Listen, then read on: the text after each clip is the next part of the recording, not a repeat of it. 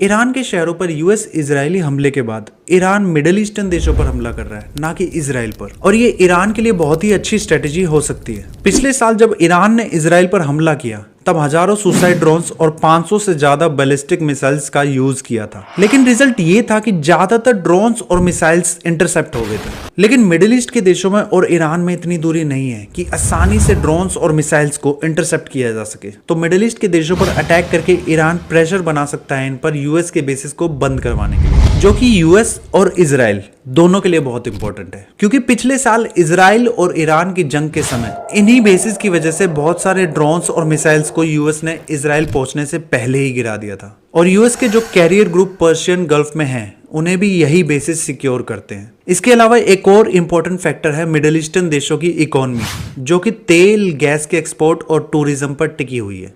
क्योंकि ज्यादातर middle eastern देशों के लिए 5 से 10% जीडीपी में कंट्रीब्यूट करता है टूरिज्म सेक्टर। तो अभी तक ईरान का मेन गोल ये है कि इन देशों पर प्रेशर बनाया जा सके ताकि वो यूएस और इजराइल को सीज फायर के लिए पुश कर सके। लेकिन अगर ये स्ट्रेटेजी काम नहीं करती है तो ईरान के लिए सबसे इंपॉर्टेंट स्ट्रेटेजी है स्ट्रेट ऑफ हॉर्मुज को बंद करना, जिससे पूरी मिडिल ईस्ट की इकोनॉमी तो डूबेगी ही, साथ ही साथ बहुत सारे देशों की इकोनॉमी भी डूब जाएगी।